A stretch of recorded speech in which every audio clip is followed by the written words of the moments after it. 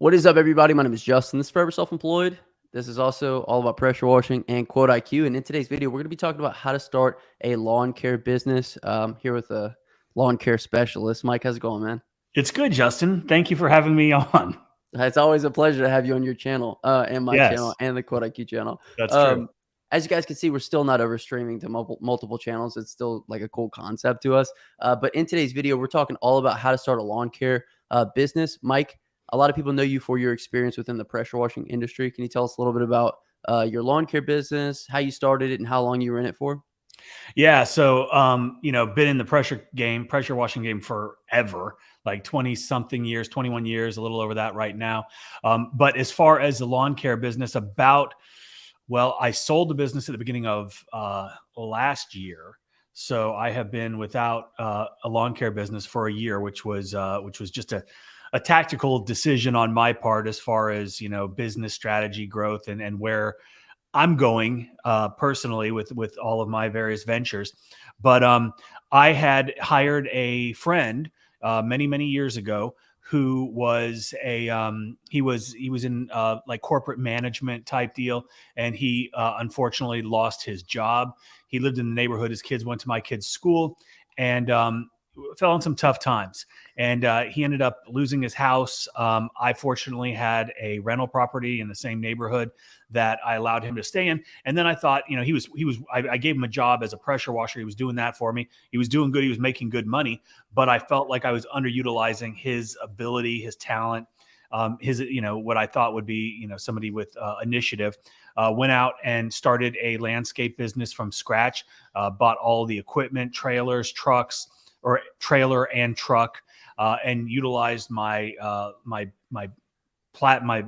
framework of customers and just what we'd been doing for so many years in the pressure washing world, that I just thought it was kind of a good just a good transition where we could use the same customer base to market to, and kind of hit the ground running, so to speak. And that's how we started the landscape business. Was I had somebody that I thought could make me some more money. I took a risk and I invested. Absolutely. And you were rewarded handsomely. And you sold that business for a lot of money, right? Right, Mike? Yeah. It was, the lawn care business. There's a lot of moving parts, as there is with any business. And we'll get into some of the details, I'm sure, here in a second. But the lawn care business, it can be highly profitable if run properly, if run efficiently. And efficiency is probably one of the key elements in having a successful lawn care business, because the time that you're on each property needs to be maximized. And because of that, efficiency really determines whether or not you're going to be successful or not. Absolutely. So we wanted to give you guys a little bit of backstory on Mike's story. Obviously, he had a very profitable and flourishing lawn care business. Maybe we can get into towards the end of the video, pressure washing versus lawn care, things of that nature. But in this video, we want to cover all the bases with regards to starting a lawn care business. So I've pulled a great blog about it. We're going to be talking through some of the points. So first and foremost, Mike, let's go ahead and jump right into it. Business licensing and insurance. I think anytime you want to start a business, that's a great place to start. So what would you advise with regards to licensing and insurance? Well, every jurisdiction, municipality is going to be a little bit different, but regardless of where you're at, I mean, you need to go in and you need to find out from your county or parish, whatever the case is, what kind of business license that you need in order to be legitimate, right? From that point, you need to determine your business structure, whether that's an LLC or say an S corp. You can also do a sole proprietorship, and each of those has its own benefits. With the sole proprietorship, and that's probably where most folks starting off are going to want to start, because it takes very little expense to get that set up. The only downside of a sole proprietorship is there is no difference between your personal situation, all of your income, your house, your car, all your stuff, and your business, right? So God forbid something happened to your business and somebody decides to sue you. They're not just suing the business. They can take everything. So that's a downside of being a sole proprietor. Now, you can set up an LLC. You can do this a number of different ways. There are some online sources where you can get it done for as little as $100. And what an LLC does is it helps protect. It's a limited liability company. So it's going to help separate you from your business. And should, again, something bad happen, they can only go after your business, not your personal. So decisions like that you need to make, but it's always good to do research, to talk to people. If you've got a tax advisor or some sort of accountant that maybe specializes in things of this nature, I would definitely run things like that by them. But in order to actually be a legitimate business, you need to establish one of these things so you can then get an EIN, which is an employee identification number provided by our friends at the Internal Revenue Service with the federal government, because they're going to want their piece of the pie, right? We got to pay taxes when you're in business. So those are like really the two things that you really need to do. There are other things that you can do an S corp. That's more for tax purposes. An LLC doesn't really have any tax advantages, so to speak. But when you start thinking, down the line as far as the business structure, where it's going, the growth, things like that, that's when you're going to want to think about, incorporating and going down that route. But that's doesn't have to happen immediately. So that's those are some of the things as far as the business structure goes that I think are important to understand. Excellent. And with regards to insurance, Mike, like I think a lot of people just starting out, maybe they don't think insurance is that important. Did you ever run across any instances, with your lawn care business where you were very happy that you had insurance, and kind of speak to that a little bit for anybody who thinks that maybe they don't need it up front? Yeah, well, you're going to want to have insurance if you're in business. And if you're in business and you want to go broader than just residential work, commercial accounts are going to require you to have both general liability and workers' compensation insurance. Your local municipality or wherever you're at may not require you to have workers' comp, but the people that are hiring you, they may. So those are things that you probably want to look into. They don't have to be incredibly expensive either. General liability is not terribly expensive for the lawn care industry. And there's a lot of great resources out there to look into for getting that insurance. Workers' comp, I think it's like a national average of like $1 per $100 of hours that you are you've got working for you. So if you guys are charging like $100 a payroll, it's $1. So if you've got somebody that's making $3,000 or $2,000, whatever, that's going to be $200 of workers' comp for that. So that's kind of a rough basis of how that is. But yeah, I have had situations where we have broken things. There was one thing that came to mind. There was a relatively large window that was broken at a very nice home, and a rock got thrown up from one of the edgers and cracked a huge window, and we ended up having to pay for it. Now, I don't like to make insurance claims, so you kind of have to determine, what makes more sense for you. Can you pay for that and it not hurt you? Or are you going to have to file a claim and pay a deductible and hope that your rates don't increase? And they probably will. But if you don't have that insurance and something happens, then you're on the hook for it. And that's not where you want to be. So it's very important to establish yourself as a legitimate business, right? If this is some sort of side hustle, stop watching now, move along, because in this video, we're going to talk about the things that you need to do if you want to start a legitimate business. Right. And I think, at least for me, whenever I was in fourth grade, I was cutting the neighbor's house. Like, I think it's a good entry point, right? Lawn care for people that just want to side hustle and kind of dabble. But like you mentioned, Mike, this is more for the serious people who are serious about getting their business going.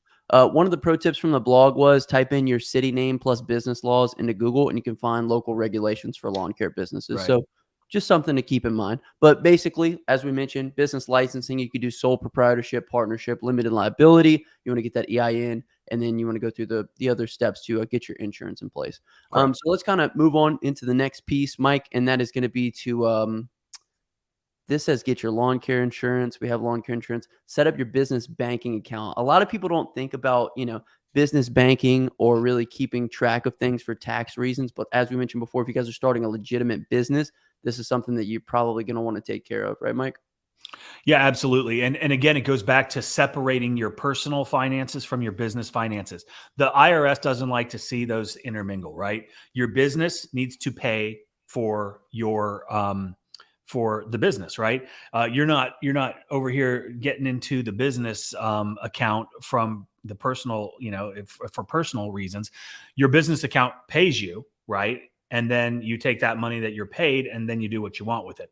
But yeah, establish a business account, and this is for multiple purposes, right? This is, you're starting a business, you're going to have an EIN, you're going to want to have a personal or a business checking account and a business savings account, and because a lot of times if you're thinking way forward, you don't want to be doing this for the rest of your life, right? You do want to have some sort of savings. And if you're just starting out, determine a small percentage, put it in the savings account, never touch it. And that can be yours for the future when you're ready to hang it up, or if you're ready to scale or do some other things. But you always want to have what I like to call just a little war chest, just in case something happens. So definitely establish a business account, which also will allow you to establish a business line of credit, which is also something that some people like to take advantage of. When you're looking to scale, when you want to buy more equipment, when you've got a relationship with a bank, then you've got the ability to go in there and say, hey guys, I've been with you for several years. Let's talk about a business line of credit. So very important. Absolutely. So a couple benefits that it lists, Mike, and you touched on these. Ensure that it's insurance that you're taxed properly, right? It establishes the line of credit. It monitors your business's cash flow, as well as it makes bookkeeping easier. So if you have a CPA or a bookkeeper, that's going to make doing taxes at the end of the year much easier. They're going to be able to keep up with expenses a lot easier. You'll be able to write things off, and you'll be able to have a legitimate business. Yeah. And I also will say that with technology as it is today, pretty much every online bank or any bank that you're going to deal with is going to categorize things for you within your business. They're going to give all your fuel charges. They're going to give, like, you've got some, advantages to setting up a banking account. And it really goes back to just the end of the year, or if you're doing it, twice a year taxes, it makes things a lot easier for you and your accountant. I think a lot of things that people don't think about whenever they're starting a business like this as well, they want to keep everything off the books. They want to keep everything cash. But if you ever want to go and buy a house, or if you want to get a loan out for a vehicle, you're really going to be in trouble when it comes to some of those things. And if you're not really, keeping track of where the money's going, you're probably not keeping track of customers, and you're probably losing it on other ends of your business. So setting up the business banking and accounting aspect is really going to be a good piece for you guys to really, solidify yourself as a legitimate business. Next thing we're going to move into is deciding what lawn care services that we're going to offer. So Mike, you'd mentioned a couple different things. I know your lawn care business also did like managing beds and stuff like that. So can you speak to some of the things you guys offered? Yeah. And this is actually a great question, because the services that you decide when you're first starting out, right, are going to dictate the next piece, which is the equipment that you're going to need, right? If you're just going to be the basic mow and blow type of business, just starting out, then you're gonna know that you're going to be mowing lawns, you're going to be edging, you're going to be string trimming, and you're going to be cleaning up those things. So you can be that guy, right? You can be just the landscape maintenance.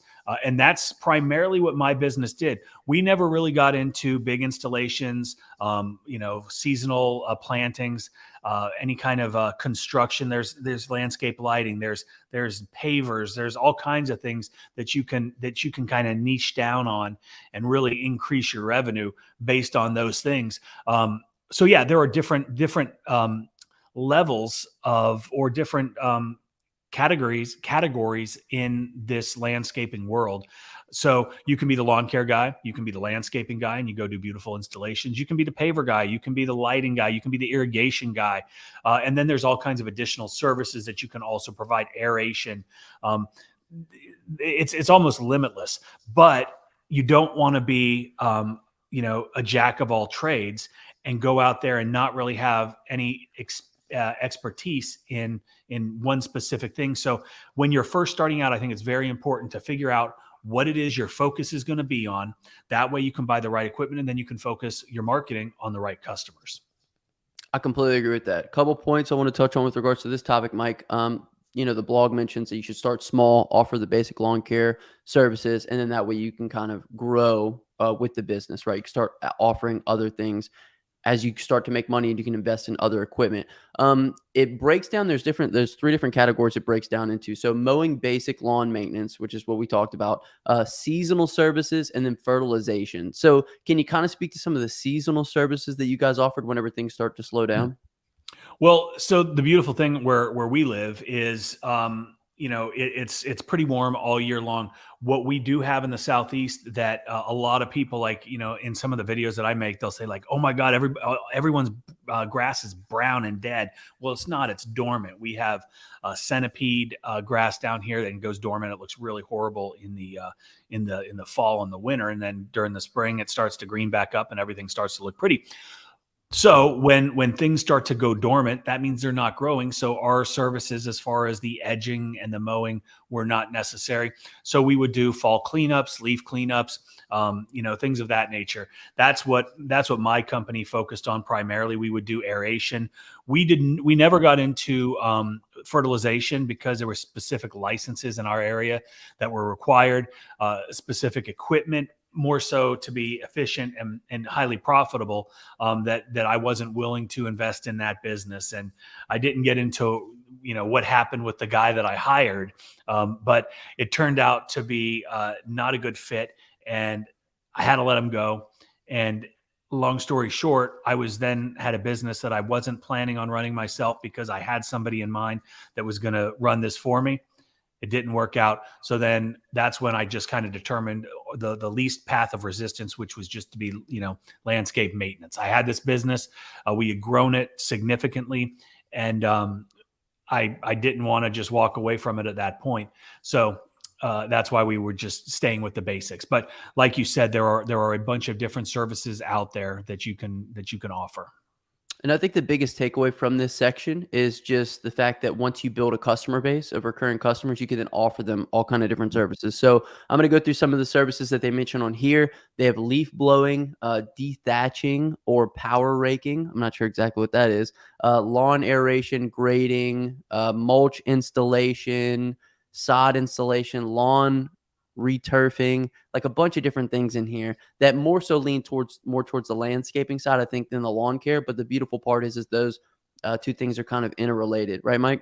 Right. And one of the things that, which is it's a great segue here, is building relationships with companies in your area that will allow you to outsource those things, right? I would rather, instead of just give a referral, I would rather say, "Hey, sod installer guy, hey, irrigation guy, hey, dethatcher guy, I've got customers and I would love to send them your way." And what will end up happening is they'll give me the quote. I'll put my percentage on for middlemanning it. And basically I'm getting the customer, right? I'm the customer acquisition cost. So I'm just gonna third party it out and make money. And that's what we did on the mulching. We do a lot of pine straw down here, on chemicals, on aeration, on installations of plants and palm trees. I wouldn't just pass it along.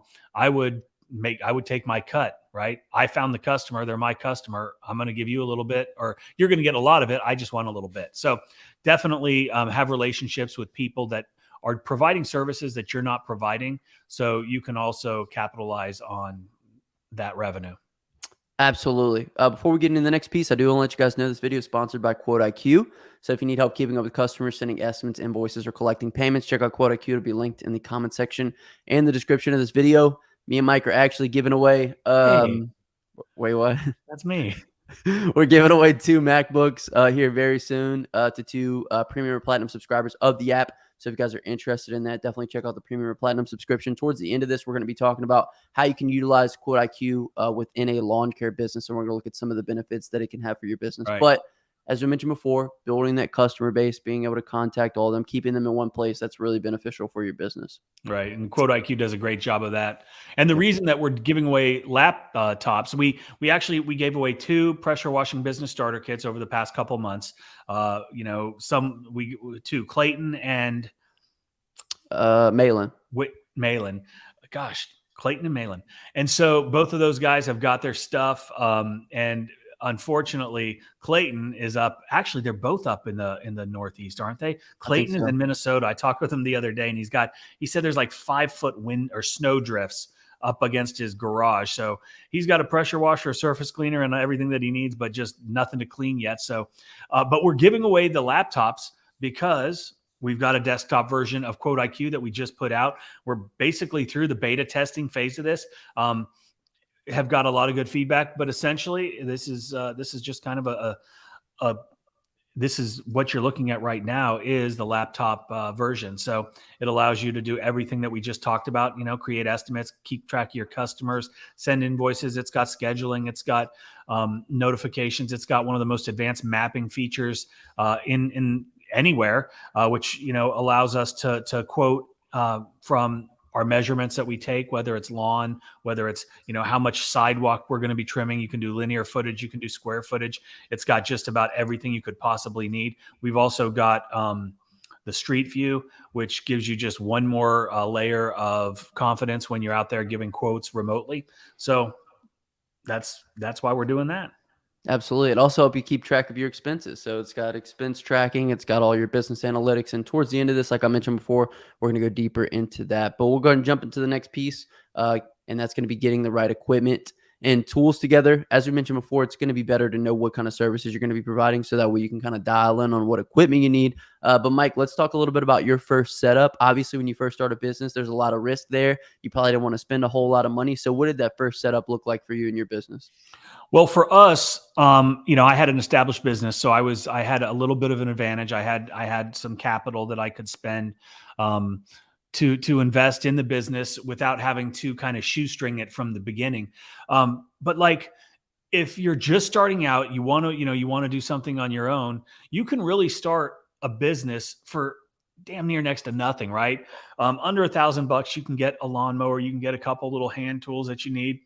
It's not going to be the best, but it can get you started, and then you can build from there. But really, I think between $5,000 and $8,000 without the cost of a truck is probably a good starting point. That's going to allow you to, to get some decent equipment that you're not going to have to replace immediately, because, we talked about how important efficiency is in the lawn care world. So you want to have equipment that allows you to go as fast as humanly possible while still maintaining quality and is not going to break down, right? You don't want to buy homeowner equipment to go out and do, 8 hours, 10 hours a day, 5 or 6 days a week, right? It's just not going to last. Homeowner equipment that you get at Lowe's or Home Depot is designed for the guy that's going to go do it once a week, right? And that is not the stuff that you want to buy if you can avoid it. My first setup, I was very fortunate. I had searched far and wide because I didn't want to really just piecemeal everything out. There was a down in Jacksonville, Florida, which is about an hour and a half away from where I am. A lawn care business had a listing. I can't remember where it was. It was so long ago. For somebody had purchased an entire enclosed trailer. It was a Gravely zero turn. There was a Gravely walk behind. It had a push mower. All the equipment, a couple backpack blowers, everything, basically a turnkey setup. Someone had bought it all, had financed it, and then he stopped making payments, and they had a hell of a time finding it. They finally did find the guy. They repossessed all the stuff, and then they put it up for sale. The guy never used it once. It was all brand new, and I was able to pick it up for not retail. So I was very excited about that. So I was able to start with professional equipment, which allowed us to go out there and not only look the part, but once we figured out how to do it, we were able to get out there and perform and give professional results, which is also one of the main components of having a business. Is if you don't perform, you're not gonna be around long. People are gonna talk. You're not gonna have customers. You're gonna lose customers, and that's not where you want to be. So, and it all starts off with obviously educating yourself on the things that you need, the best ways to go about doing it, and then putting into action all those things that you've taught yourself or learned, and just go after it. Absolutely. My favorite part of what you said, Mike, was don't expect like homeowner equipment to be able to, withstand commercial grade use or whatever, using it for 8 hours. So that's an excellent point. Obviously, if all you had was, the lawnmower from your house, Hey, make it work, right? yep. Stick it in the back of the Accord. Right. Reinvest the money. Whenever I had a little lawn care business through high school, it wasn't anything legitimate, but That's all I did. I had like 5, 6 yards, and I would just mow it with my parents' lawnmower and stuff. So I would say lawnmower is the most important thing. Leaf blower, weed eater. You could probably get a lot done with just those 3 items. Wouldn't you say, Mike? Absolutely. Okay, sweet. And then obviously, as you guys want to, add in other services, other equipment is required. With regards to a lawnmower, there's 3 options: push mower, walk behind, and then a riding mower. Mike, you probably had more to invest than, the average person. So you probably went with the riding mower, right? Correct. I'm a huge fan of zero turns. They're fast. They're efficient. They've got big decks. There's decks. The wider the deck, the bigger the path, the less time you're going to spend on the property. If you've got just a little push mower, you're going to be going up and down that yard a lot more than if you can go and hit, big areas all at once. Right. Right. There is a guy in my neighborhood. He has got a really nice business, and he charges a tremendous amount of money. He's got a nice team of guys that work for him, and he refuses to use zero turn mowers. All he has is push mowers because he thinks it looks better. And he'll have 4 or 5 of his guys all out there with push mowers on these huge yards. And I guess it's a quality thing, but so yes, you can get away with it. Obviously, they're a little bit more efficient. Kind of an interesting niche that he's found himself in, right? Like, talk about like leveraging your strengths a little bit, because if you're a high school kid and all you have is a lawnmower, a walk behind, it's probably hard to be competitive with guys that are like charging $35 for like every service. But what you could do is kind of what this guy's doing and offer it more as like a luxury service. Hey, look, we use push behind mowers. We focus on the lines in the grass. We take our time on your property, and you can kind of sell to the opposite of what the other guys are, which they show up, they run through your yard and then they roll out. Right, Mike? Yeah, absolutely. And that's what this guy does. Right. And it would astound you at what he's able to charge. And then not only that, and we'll talk about kind of how I had my pricing set up and the structure of that here in a second. But like this guy, if you want him to work on your property, you're paying for a year in advance. There's no questions. There's not a deposit. You're paying full, and it's expensive. But he's got such a good name, and the quality and the service speaks for itself. People are willing to do that because they know he's going to be there. They know he's going to do a good job. They know that, if something goes wrong, he's going to take care of his customers. So also something to think about, right? It's all about customer service, and it's about brand building. It's about the marketing that we'll talk about, but lots of things go into this. It's not just having a lawnmower and deciding you're going to be in business. There are many, many components to running a successful and profitable business. And that's why we're here today. Absolutely. Even the fact that he's able to charge up front for the entire year, that's pretty impressive. And that's something very we different. do that as well. You do that as well? Well, for Lawncare. Right. Okay. So was an option. The next piece is we're going to go ahead and get into the pricing option. So pricing your lawn care services. What are some things that we need to keep in mind, Mike? Obviously, there's a couple different methods for pricing. So tell us a little bit about what you did and maybe some of the other options that are out there with regards to pricing. Well, so with any kind of pricing, and folks that are watching this that are familiar with my channel, that pricing is something that is paramount to the success of your business. And because of that, it's very hard for me to talk specifics as far as pricing goes, because your business is different than my business. We've all got different overheads. We've all got different markets. Our competitors are all doing different things. And so we're all in different places in our business as well. So it's very important to understand what I'm about to say. I'm talking averages, right? A lot of lawn care guys, they charge by the square foot, kind of like pressure washing, right? There are national averages. And so you can go out and you can measure, you can use Quote IQ to measure the various surfaces, whether it's, the line, the perimeter of where you're going to be edging, whether it's the square footage of the sod that you are going to be cutting.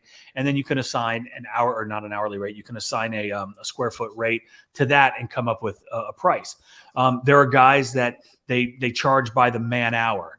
And in order to do that, again, you have to understand your cost. You can't say, oh, I'm going to charge, $150 or $60 or, $200 per man hour, because you could do that, but you're not going to really know where you're at unless you know your own numbers and are able to assess what your true target hourly rate is. And then from that point, you can assign how much money you want to put on top of that to be your profit. So those are two ways: a square foot price or an hourly rate price. And then there are some people that are like, yeah, we charge $50 to cut a yard. Well, every yard is different. Maybe that's for little postage stamp places that, every yard is the same. But it's pretty difficult to talk about pricing without having a thorough understanding of your business, of your costs, and then of course the level of profitability that you want for your business. Absolutely. And that's why we created Quote IQ. That's why we created the cost calculator. So I was just doing a little measurement on this yard right here. As you guys can see, you can measure yards with this. As Mike said, you can charge a square footage price if you'd like. We also built in our cost calculator, so that way you know what you need to be making in order to break even. You know what your profit margin, you want your profit margin to be. You could input all your expenses in here. Basically, knowing your numbers is where you can come up with your pricing. Right. One of the things that I do want to talk about with regards to pricing and lawn care, Mike, is it really seems like it's a race to the bottom. And we already talked about one guy who, created a competitive advantage for himself by offering, slower cuts. We're only using the push mowers. How do you kind of get away from, I get flyers and postcards and, all kind of stuff that say, we'll mow your yard, mow, weed eat, blow for $35. How do you kind of beat guys like that in the market? Well, again, it's just like in any business, you need to understand well, first of all, you want to know how much do you want to make, right? How much money do I want to make? And the customers that I go after are going to determine if I'm able to hit those goals, hit those targets. If I'm going after people that are only willing to pay $35 for a cut, then I'm setting myself up not to make a lot of money. Operating profit margin on average for the lawn care industry is anywhere from like 15 to 45%, right? 45% is on the higher side. And that's not bad. When you get into other niche services within the scope of what all you can provide, you can get those target hourly or those margin levels up significantly. And so, that's one of the benefits of doing that. But how do you compete with the low ballers, right? The chuck in the truck, if you will, the mow and blow guys? Well, you ignore them, right? They're not your competition. Your competition is going to be the guys that are targeting the right customers, targeting the people with money, targeting the people that have the disposable income to say, yeah, I'm willing to pay you up front for an entire year. And just tell me what else I need to do to my property. It's time for an irrigation check. It's time to aerate. It's time for new mulch. It's time that we, do a spring fertilization. We do whatever these things are. The customers that you want to target are going to dictate, or the best customers are going to dictate, how much you can charge. The guys that are in a little pickup with a push mower and, just starting out, they're probably going to have a little bit harder time getting into the nicer neighborhoods, establishing themselves as a credible business that performs to a higher level, because that's what people want. The people that you want to pay you the most money are expecting a lot more. And, that's why presentation of self is so important. Presentation of your company, and that's through your marketing, that's through your branding, right? That's how, when you walk up to, I see guys all the time, just some random pickup truck, maybe they got a small trailer, but they're out there, they're smoking, maybe they got a big dip in, and there's just no professionalism at all, right? As somebody that likes nicer things, that can afford nicer things, I want people on my property that respect that, right? I don't want you out there smoking and throwing your cigarette butt down. I don't want your truck leaking oil on the ground. I want you, you don't have to be in a uniform, but I want you to look presentable. I don't want your pants sagging, or, you're in you're looking like a bum, right? Like, you don't have to, you're not a banker, you're not an accountant, but you still have to be a professional. And I highly encourage you to consider all of the things that I just said when you're thinking about how you're presenting yourself, because how you present yourself, whether it's to a residential customer or it's to a commercial account, is going to be huge. If Susie homeowner is walking down, she's walking her dog down the sidewalk, and she looks over and, you got a cigarette hanging out of your mouth and you got a wife beater on and it's dirty, she's not going to be really inclined to stop and ask you for a business card. So remember that presentation is so important.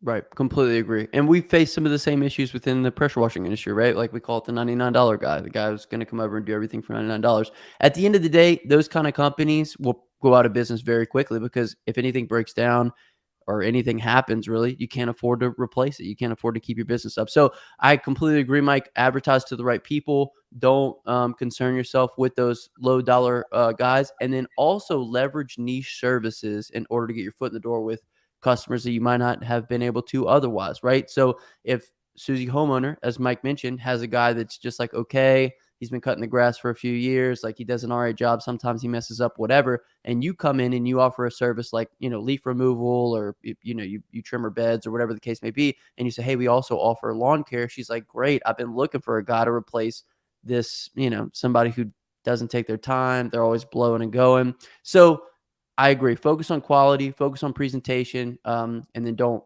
concern yourself with those cheap people. I think that's a great way to go. The next piece of this puzzle, Mike, is marketing your lawn care business. So let's say you just started your business. Give them your favorite piece of advice about starting a business, Mike, with regards to acquiring customers. Well, and I think what you're referring to is just because you decide that you're in business doesn't mean that anybody else knows that you're in business, right? Yes, it's exciting for you. You know, you're going to be your own boss. You're going to be out there. You're going to be making your own money. But at the end of the day, nobody knows unless you tell them. And that's what marketing is. Marketing is getting your name out in front of as many people as you can possibly get in front of so they know you're in business, so they can hire you and so they can give you their money, because that's what we all want. We want their money. So who's got my money and how am I going to get in front of them, right? That's what you need to ask yourself. And there are a bunch of different ways that you can go about it. A, utilize friends and family, right? Have them be your first customers. Have them tell all of their friends about you and the service and that you're in business now and that you need their support. Then you can go low budget, right? But I think the first thing that you need to do, probably before you even get an LLC, is set up your Google business page, right? We all know that Google is going to be probably the first place people go to when they're searching for a service. So make sure that you've got a Google business page. Make sure that you are populating it with all good content, right? Make sure that thing is completely filled out. So you are, providing the customers with the best experience that they can get when they land, or when they find your Google page, right? Pictures, content, posts, right? Get reviews too. Ask everybody you know for a review. Every customer that you've ever had, ask for a review. You got it. The Google is so important. And then you can go and you can do flyers. You can do that very inexpensively. You can do business cards. Very important to have, just in case Susie Homeowner's walking down the street. Boom. We hit her with a business card. I always like to do large postcards with basically our menu of services. I did something that was a little bit different than a lot of people did. I offered two options, a basic and a premium, and then you could choose which one. And it was based on the size of the yard and of course like that, but it also limited what we were going to do. So with the premium, you were basically getting a concierge service. We were going to show up and we were going to do absolutely everything. And then you had the basic, and a lot of people chose to go with the basic, and it was the mow and the blow. And then there was no expectations of anything other than that, but they always had the opportunity to add on services, to have us do other things for them. Or like I talked about earlier, we would outsource it to other people and take our cut on that. But the marketing of your business is absolutely critical to the success of your business, because like I was saying, if people don't know you're in business, they're not going to be able to pay you. So that is one of the best things. People always say, Mike, how much should I spend when I'm first starting out on marketing? And like I would say, at the bare minimum, set aside $500 per month to invest in your marketing, whether that's print, whether that's Facebook ads, whether that's Google ads, whatever it is, whether it's your website. You got to have a website, right? You can get websites built for pretty cheap by a professional, and they know what they're doing. So these are all things that you can do to get your name out there and get in front of people. And then of course, you can always just go knock on doors and do it that way as well. Right. If all else fails, just go knock on a couple doors and leverage your situation, right? If you're a high school kid, you're in a great position to land jobs by doing something similar to that. I just want to add a couple things to what Mike said. Obviously, multi-prong approach is going to be the best way, right? It's like tentacles, right, on an octopus. As many different ways as we can pull customers in, the better, right? So social media, door hangers, flyers, yard signs. What you lack in money in the beginning, you need to make up for with sweat equity, right? So get the flyers, get the door signs, get everything, and start passing it out. Get the yard signs, and just put in that work up front, that sweat equity, rather than relying on dollars. Also, if from the beginning of your business you decide that you're going to put a set percentage of money back into marketing, that's going to be the best way to go about that, because it's going to be a lot easier to put 10% of $100 back into your marketing spend than it's going to be to put 10% of $10,000. So I would advise you guys from the beginning to come up with a reinvestment strategy, because ads are the quickest way to scale your business. There's no other better way, right? You can only pass out so many yard signs in a day, but I can put unlimited amount of money behind an ad for a day. So Right. one other thing I want to mention is a launching process with your business, right? So I just did this with my brother. He started a mobile detailing business, and I did this whole Facebook post for him about him starting his business, and said, he's doing a special price for the first couple customers that he gets.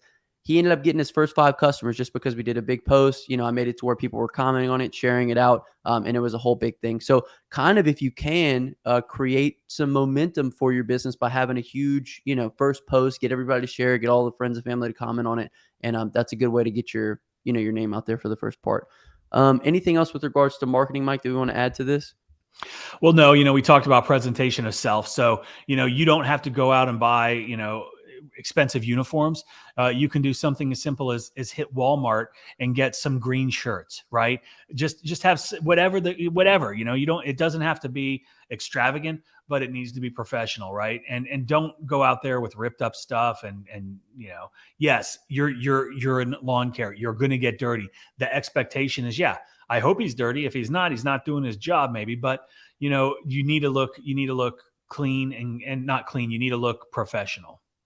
Right. And I will say this, one of the biggest benefits to having Quote IQ, or having a tool like Quote IQ, is having the ability to know where your lead sources are coming from. So as you guys can see here, email, postcards, referrals, and Google are our biggest lead sources for this account. This is just my play account. But having the ability to know where these customers are coming from, and to spend more time, spend more money marketing to those pieces, is only going to bring you more business, right? And then we could say, oh, well, it looks like we leaned really heavy into Google last month. How can we diversify, for the following months? But having a piece like this in place so you can monitor where your leads are coming from is going to be incredibly important for you. Right. And this morning, Justin, I watched one of your videos, and you were talking about this very specific thing about knowing where the leads come from. Because if you don't know where the leads are coming from, if you're not asking every customer, hey, how'd you hear about me? Then you have no idea where you need to spend your money. Say you decided you're going to run an ad in the little local paper, right? And you're spending, say, $25. I don't even know how much it is, because I don't do that, because they don't work, in my opinion, not at least for the customers that I'm trying to target.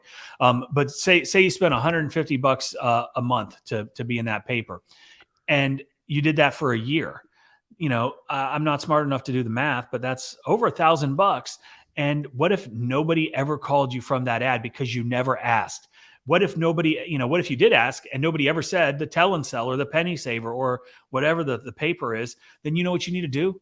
Stop spending your money there. Take that money and reinvest it where it's being well utilized. Don't waste money. And you can do this with data. Data is going to help you run your business efficiently, effectively, and profitably. So it's crazy how many people I ask, Mike, that have a truck wrap, and I say, how many calls you get off the truck wrap? And they have no idea, because they don't ask anybody, right? right. Like, can you imagine getting your whole fleet wrapped? And I mean, it's a business expense, so it is a write-off. But imagine spending, I don't know, what's a wrap cost? 3, 4,000? Yeah. Whatever, on every single vehicle, and not even knowing. Just like Facebook ads, Google ads, anything you're spending money on, you really need to be cognizant of spending money or time on, right? Our flyers working, our door hangers working, what's working. The other piece that I want to touch on before we exit this whole marketing piece is what's your offer, right? So like, an offer is an incentive for somebody to contact you. And I think a lot of people within lawn care lean too heavy on that bottom dollar. That's why I was saying everybody's just driving the price as low as possible. Right. Hey, $30, we'll come mow, blow, and weed eat everything. And it's just like, that's terrible. So with your marketing, just as we talked about with acquiring customers, lean on things that are, we take our time, we push mow. I don't know. What other things can we lean on, Mike, with regards to marketing that's not necessarily we did. driving the price down? It's again, it goes back to who you're targeting, right? And unfortunately, people don't think about who they want to work for.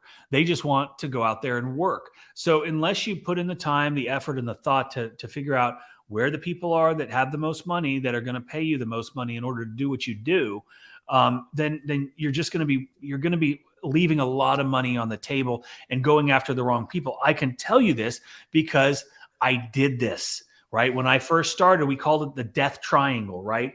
We were going from Richmond Hill to Pooler to Savannah, right? Because we didn't have a consolidated customer base in any one location, which is what happens when you're first starting out, right? So when you're first starting out, you really do kind of take what you can get. But as your business grows, right, as you can start understanding, okay, well, over in Savannah, they pay a little bit more than they do over here in Pooler.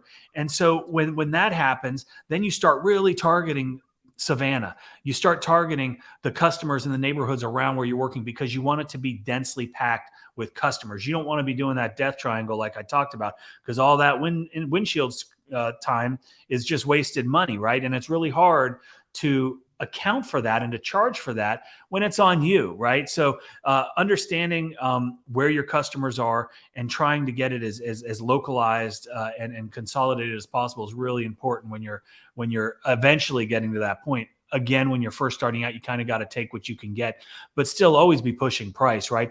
And offer. Well, what I was saying, Justin, was we had an ad that we ran, and it was this girl, and she was like in a red dress, and she was sipping on a glass of wine, and she was sitting on a lawnmower, and it said, "Let us do the hard work," or "Let us do the dirty work," something like that. And we were targeting to people that don't want to waste their time on the weekends doing this type of stuff, right? A lot of people, they like to get out there, they like to do it, but there's a lot of people like myself that would rather be doing a whole lot of other stuff rather than mowing, edging, getting nasty. Yes, it's satisfying, and a beer tastes better after that, but I'd rather have a beer on the boat while, Miguel is doing the yard. That's Miguel is my yard guy, right? That's right. Miguel's his yard guy. I think that's a perfect point, Mike. I just want to let you guys know we're going to answer questions here at the end. So I see a couple questions in here. I just want to let you guys know that. I think one important thing that you touched on, Mike, was creating a marketing plan, right? Because you noticed very early on that you were wasting a lot of time, windshield time. People were paying less in other areas. Having a marketing plan in place is going to allow you to stay, just I don't even know what I'm trying to say. Having a marketing plan in place is going to allow you to be strategic with regards to where you're putting your time, where you're putting your money at, right? Like every day, you do X, Y, Z with regards to acquiring new customers. Every day, you're trying to go into these territories. So put a marketing plan in place so that way you're not just flying blind, right, Mike? And that's Right. one of your terms that you like. Yeah, flying blind. Right, because otherwise you're just kind of like one day you run an ad, one day you're posting on Google, one day you're passing out some yard signs, and it's just like so all over the place that it's not a very calculated approach to acquiring customers. And it's just like anything else. Acquiring customers is a numbers game, and we need to become efficient with those numbers and by monitoring those and by having a plan in place to execute. So put together your digital marketing plan. Next, let's go into and we're getting really towards the end here, Mike, hiring lawn care employees. Obviously, if this isn't something that you guys want to do, you don't have to hire any employees. But Mike, I know that you weren't the one out there cutting grass. So can you kind of speak to how I know you built the business for somebody else. How were you able to hire those employees once he kind of left? Well, one of the things that we did was we would run ads on like Indeed. Years ago, we would run ads on Craigslist, which surprisingly enough was actually a really good source, because back 10, 12, 13 years ago, people would actually, like good people would be looking for this type of work on a platform like that. And maybe they still are, but I use other sources now like Indeed, and there are some other services. Facebook has got some opportunities for job postings. I would again leverage friends and family first, seeing if they know anybody, because just having that little bit of connection can be advantageous in some scenarios. Sometimes it doesn't, and I've run into cases like that. But with any hiring, you need to vet the employees. You need to make sure that you are crossing all of your T's and dotting all of your I's, because unfortunately, what I have found is some of the folks that are looking for this type of work aren't necessarily the most Polished. polished. Maybe they don't really understand coming to work on time is important. Right. Coming to work consistently, make sure that they've got a vehicle, make sure that they've got a way to come to work, make sure that they are going to be good stewards of your equipment. They are going to be the face of your company on the property, even if you're with them, right? You're in the front mowing, they're in the back. What are they doing, right? There's always an eyeball on them. We got cameras everywhere now too, right? And I mean, I don't know how many times I've gotten pictures from Ring doorbells and of or security cameras of my guys not doing what they were supposed to be doing. And so I think it's just very important to vet your employees, make sure that you're hiring, never hire out of desperation. As soon as you hire out of desperation, you're hiring the wrong person, right? And it's gotten a little bit more difficult over the past year or two to find good people that are willing to put in a hard day's work. And this is not easy work. And one thing that I wish I would have known earlier on is you get what you pay for. The guy that I was talking about earlier that has, a great crew of guys that are out there push mowing. They're push mowing because they are paid well to push mow. I would not pay somebody to push mow, right? What they were making. And now I realize after many years that sometimes you got to pay a little bit more than everybody else to get somebody that's a little bit better than everybody else. And that's one of the things, one of the key takeaways is if you're going to scale, if you're going to, try to grow your business that way, or you just need help, pay somebody that's worth it, right? Find the right person and pay them, incentivize them. There's lots of little things that you can do. But that was probably one of my biggest mistakes is trying to go cheap, trying to nickel and dime it. When in theory, in hindsight, I should have just raised my prices to my customers to compensate, right? Hey, we're having a price increase because I'm hiring better people and you're going to see a difference. And guess what? People that are willing to pay appreciate that, and they're willing to pay that because you're saying, look, you're going to see a better result, right? I'm adding more value, but you're going to have to pay me a little bit more for that value. So just some other little things that I'm thinking while I'm sitting here looking at the screen. I love it. One thing I want to touch on, Mike, before we kind of get into the questions is pressure washing versus lawn care, just from a business perspective, because one of the most beneficial things about starting a lawn care business is the recurring customer base, right? Once you establish enough customer base to fill a year, technically you don't have to acquire any new customers. With pressure washing, it's a little bit different because you have to acquire a lot more customers because you're only servicing them about once a year. So let's kind of speak on that a little bit if we can. Yeah, if we're talking about just lawn care, right? Like just the basic lawn care service, property maintenance, then yeah, it's not going to be nearly as profitable as pressure washing. Like I said, between 15 and 45%, right? Your operating profit margins, which when I look at it from the perspective of a pressure washing business owner, I'm like, why did I spend so many years even messing with it, right?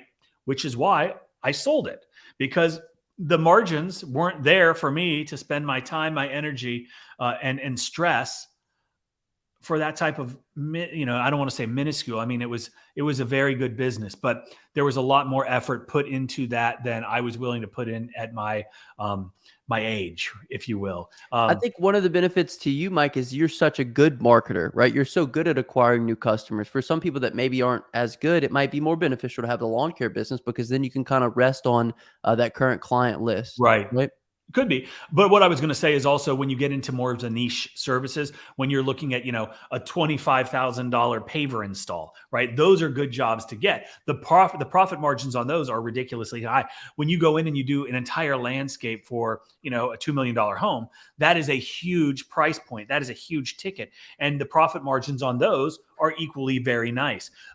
So depending on the niche that you're in within the green space or the pressure washing world, you can make a tremendous amount of money either way.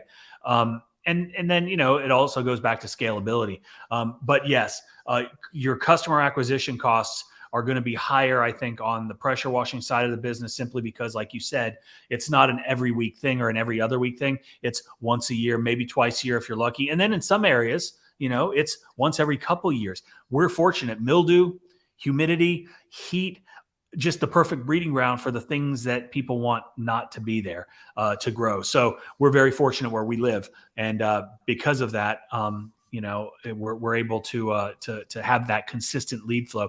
My customer acquisition cost has gone down significantly. Obviously, the longer you're in business, the more repeat customers you do, because you're providing a good service, because people want to come back to you. And for those reasons, the customer acquisition cost continually goes down. You don't have to spend as much on your marketing, because you know that these customers are coming back to you every year if you do your part, right? If you stay in front of them throughout that year with emails, with text automation, with, a postcard, or even just a little hand, written letter, whatever the case is, you got to stay in front of them to keep them coming back. I'm glad you mentioned that structure, Mike, because my last job before I started working for myself was for a lawn care landscaping company, and they had that model, right? Like, so I think if you had adopted a similar model, you might still be in lawn care. But essentially, what they did was they had their lawn care clients, which were some of the best people in Baton Rouge. They had the most money in Baton Rouge. And what they would do is they would segue all their lawn care clients into landscaping because they're already on the property. So they would just upsell them all these different Yeah, landscaping services. They would sell them into landscape maintenance as well. So the whole business model was built around acquiring customers through the lawn care, and then leveraging those customers into higher tickets through right. landscaping. So Beautiful. definitely a very, interesting model to consider if you're looking to go into this business and you want those high margins like you get with pressure washing, right? Right. Agree. Now, those things come with a lot of other headaches. Like, I would never want to own a landscape business just because the amount of equipment and materials and plants and rocks, and Oh my it God. was just a nightmare trying to manage all that. And then manage the people as well, Right. and for many years it was easy. I had good people, and then, it's ebbs and flows. You get some good ones, you get some bad ones, you weed out the bad ones, and you try to hire good ones. But that's the game with any business. So, and it takes a lot as far as management goes too. We don't even talk about that hardly ever, right? You have to be a good boss. If you're not a good boss, people are not going to want to work for you. If you're not a good boss, it doesn't matter how much you pay them, right? If you don't respect your employees, if you don't treat them the way that you want to be treated, if you don't say, hey, thank you for what you guys do, right? If you don't give them the opportunity to, make tips, get incentivize them with bonuses, days off, things of that nature. It's our job as business owners and as bosses to be good people, right? Because your people are as good as you are, and if you're not good, they're not going to be good. Right. We do want to let you guys know about one of the things we recently built into Quote IQ, which is recurring payments. So we built this specifically for lawn care providers or people who do, recurring services on a regular basis, right? So with this, you would essentially create an estimate or create an invoice, if you will, and set it on a recurring basis. So if you wanted to invoice your clients for, to mow their grass every single week, you could do that through the app. Mike, can you kind of speak to how you handled some of the invoicing and stuff whenever you had your lawn care business? Yes. So when we first started, I decided that I was going to do only monthly billing. I was going to do we weren't going to do any one-time cuts. If you were going to be our customer, we were going to be there. We were going to charge monthly. We were going to be there. There were 38 visits a year. During the spring and the summer, we were there every week. During the fall and the winter, we were there bi-weekly. And so what that does is it spreads out the cost over the course of the year. It's great for the business owner, right? Because in the fall and the winter, when things slow down, you're still getting paid that same monthly amount. What we would do is we would sometimes downsize our labor force because it wasn't as necessary, in the fall and in the winter, because there wasn't as much work. And I over the years, I kind of graduated into the school of thought of having college kids or high school kids as my summer help, paired up with long-term, employees, so that the long-term employees always had a job. College kids would go back to school, high school kids would go back to school, and then during the fall and the winter, when they're in school, my guys were still busy and they were still able to maintain their hours and still, make a living. But so I billed monthly, and so basically you had multiple packages. You had your basic, or you had your platinum or your premium, and so that's how we did it. It was set up.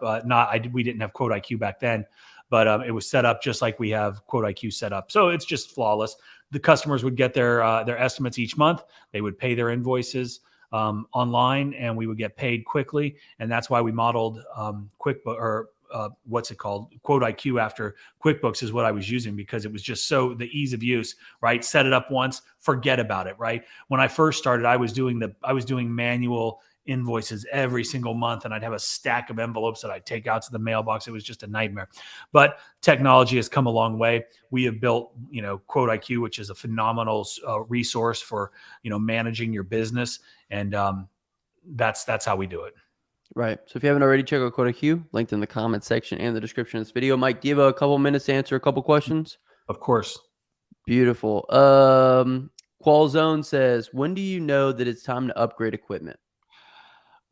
Well, that's a great question. And one of the things that I would say is the better that you get at your job, the more efficient that you're going to become. And then your equipment is basically going to tell you that it's no longer as good. A prime example, right? Like say you're using a push mower. I don't even know how I can come up with a great analogy. I guess what you're saying, Mike, is you could do way more yards, right? You could probably the more efficient that you are, the bigger the motor on a lawnmower, the more torque it has, the faster it can cut grass, the quicker that you can be in and out of a property. You want to be at that property the bare minimum amount of time, right? And like we've all seen, like if I'm out running or doing something or just out with the kids in the front yard, and one of my neighbors is there and he's got his little homeowner edger and it's going zee. And it just like pains me to listen to it because it's just struggling. But then, when I had my equipment, I'd have a steel, and I go right down and I would be done before he even got done. I'd be done edging everything by the time this guy even got halfway down a sidewalk, because the better the equipment, the more efficient you are, and more efficient means more profitable. Time is everything. Time is money. And so the faster that you can get in and out, the more profitable you're going to be. And that's what you want. So always be looking to upgrade, always be setting money aside. The equipment that you have, if it's good or not, right? If there's better equipment out there. Maybe you've got a 30-inch deck or a 30, whatever, and you want a 54-inch deck, right? Wider, quicker, right? So I think it's more of an efficiency thing than anything else. Right. So when to upgrade, whenever you can no longer, whenever you're stuck at how many yards you can mow a day, and equipment is the thing standing in the way between you mowing more yards or mowing the same amount, I think that's a good point to upgrade, right, Mike? Yeah, I wish I would have said it so eloquently.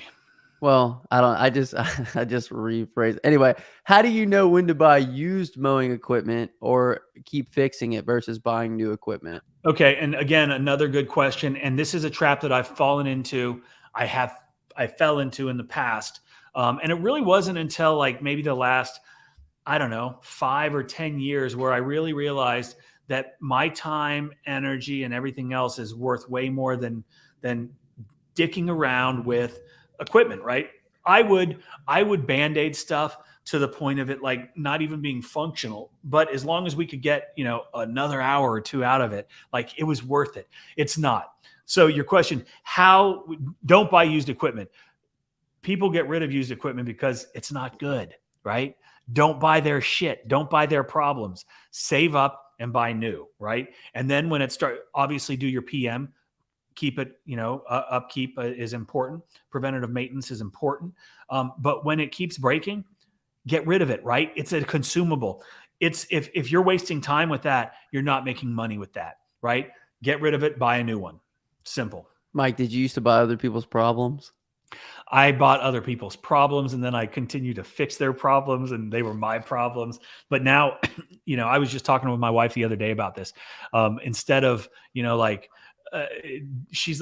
talking about the lawn care business. We were talking about the pressure washing business, and we were talking about how much easier it is now that I've decided let somebody else deal with it. Like, oh, the O-rings on or the check valves on the pump are bad or something like that. Take it over to so-and-so and have them replace them. Right. Don't bring it to my house. Don't bring it to the yard. I'm not going to be there. I'm not doing it. I'm going to pay somebody now to do it. And it's a lot faster. I don't have to deal with it. My time can be spent on more important, more profitable things than wrenching on some. But when you're first starting out, these are things that you need to know. You have to know your equipment. I highly encourage everybody to learn every aspect of your equipment, right? Learn how to change the oil, learn how to change the fuel filters, learn how to change the air filters, know what, oil needs to go into what. Like, these are all important things. If you don't know these things, then you could get taken advantage of, or your shit just keeps breaking, right? So understand your equipment, take care of your equipment. And then also, when you do hire employees, train them to take care of your stuff the way that you want it to be taken care of, but also understand that they're probably not going to take care of it the way that you would. Okay. So you got to have checks and balances, SOPs in place to protect your business, to protect your equipment, and your bottom line. Right. So basically what you guys have witnessed is Mike used to make the same mistakes, but now he's gotten himself so profitable that he no longer has to rely on some of these older, don't bring it to me, bring it to somebody else. Let's get it fixed somewhere else, because he's got enough profit margin in his business to do that. Right, Mike? And we talk about that a lot, like just in the pressure washing world with like a soft wash pump. Okay. A soft wash pump is $170, right? Okay. When you're first starting out, $170 could be a lot of money, right? But if you think about that soft wash pump, that $170 pump is like one job, probably $500, $600 job. If it's a roof, a $1,200, $1,300, $1,400 job. Like, that pump has been paid for 10 times over with one or two jobs. That you've paid for that pump. Okay. So when that pump shits out in a month or 2 months, maybe you get 6 months out of it. Don't complain about that pump. Don't buy a new pump. Have a new pump ready for when that does go out, because it is going to go out. Replace it, move on, look at that pump and say, thank you, pump, for making me so much money. Kiss it and then throw it away, right? That's what you need to do. Okay, so two questions, like two more questions. How would you distribute that $500? Is there a good percentage with regards to, where it's going? Yeah. And it goes, like if you're just first starting out, I would say tactile marketing, boots on the ground, is probably your best bet, because it's going to allow you to target the areas that you think that you want to work in. So get some flyers made up, get some postcards made up, and allocate a percentage. I don't know, 15, 20, 30% to, paper, right? So Let's that just you say can, if they were starting, I'd say split it between flyers and yard signs or something, right? Like, what would you say, Mike? Is yard signs a good way to get business in mowing? I never had a tremendous amount of success with yard signs in mowing, and we tried them because they were so successful for us on the pressure washing side of the business when we were starting. But I would say I would maybe do Facebook ads, right? Like, I would allocate time to that, simply because, yard signs, again, what's the pitch, right? What are you going to bring them in? $30? Like, you don't want to lead. That's what I was talking about earlier. Like, Yeah, that's the what's our problem, real right? hook on Yeah, mowing, right? it's tough. Okay, So so all right, go ahead, Mike. no, go ahead, man. So in summation, you can really spread it out all over the place. But in the beginning, when you lack the amount of money, when you don't have a lot of money, you want to make up for that with sweat equity. You could post in Facebook groups. You could post to Nextdoor. You could hop on Craigslist. You could literally get super creative with the way that you get out there for free. The $500 in marketing just kind of gives you a budget, so that way you know what you need to be allocating back into your business. You could try Facebook ads, but as Mike mentioned, you might not know what works best with Facebook ads. So you might be throwing that 500 in the wind in the beginning, when it could be better spent on a flyer that you know exactly where it went, and you know exactly who you hit. You know exactly what neighborhood it went to. So Right. I would be a little, like Mike said, a little bit more tactical up front in the beginning, set a percentage of earned income that goes back into advertising. And once we've scaled, once we've acquired customers, then I would start trying to play with ads and spend money in that direction. Is that cool, Mike? You agree with any of that? I love it, Justin. All of it was wrong. Last question. Cameron said, should we start with a used lawnmower for our business? And also, do you have to be a certain age to start lawn mowing for around close neighbors? Hey, just from your picture and your questions, I can tell you're relatively young. I don't think there is a limit to how young you can be. I mean, Justin said he was 6 years old and was mowing I was in yards. the fourth. I swear, Mike, I was in the fourth grade cutting my neighbor's properties. Like, my dad would come over, he'd do the weed eating, right? But like, I was pushing the mower in fourth grade. You know what I mean? So Yeah. Well, yeah. And so, Cameron, you probably don't have the funds to go out and buy a zero turn. So yeah, you use what you got and build up from there, right? I use what appreciate your parents have. But is there any limit to the age? I don't think so. I would leverage my age. If The other thing is, don't pigeonhole yourself or pigeonhole yourself to only doing lawn care. See if you can pull the weeds in the bed. See if they'll let you Windex the windows. See if they have something around the house that needs to be done. Like if you're a kid, dude, I'd be hitting every door and say, hey, what do you guys need today? Every single day. You know what I mean? Like, Yeah, my son did a deal where he made flyers and he was spray painting mailboxes. He'd sand down the mailboxes and spray paint them. And I mean, you could paint numbers on curbs. I've seen kids do that too, right? right. Anyway, Yeah. it's So just I don't think there's an age limit, but again, credibility comes with age to some degree. So it's going to be tougher for, a young kid to walk up and, charge a premium price. So, he won't be charging a premium price. But look, there was a kid that went to every neighborhood, every house in his neighborhood, and he said, hey, I have a service where on trash day, I'll take your trash can, I'll bring it to the road. When trash gets picked up, I'll take it and I'll bring it back to your house. I think he charged I don't even remember. I think he charged like $5 to do this. And he ended up getting like almost every house in the neighborhood. He got shared on Facebook. Like if you're a kid and you're hungry and you want to go out there and get stuff, there's no limits to what you can go out there and do. So, that's the end of that. Mike, anything we want to conclude with before we end this? No, just everybody remember that we are giving away 2 MacBooks at the end of, hey, there we are, for Quote IQ in honor Next month, of the desktop version being available for all of the Platinum and Premium subscribers to the app, and it's available on both the Apple and the Google Play stores. So if you guys are interested in that, go check it out. We've got a free version, which allows you to create estimates, manage customers, send invoices, and collect payments. There's also a couple other little things in there that you guys can play with. And then with the premium and the platinum version, they just get more and more value added with more features with each of those packages. But everybody that is a current premium or platinum subscriber is already entered into the giveaway. So if you want to be entered, you got to be a premium, you got to be a platinum subscriber. And that is it for me, Justin. What's the word of the day, Mike? We have to have a word of the day. Data.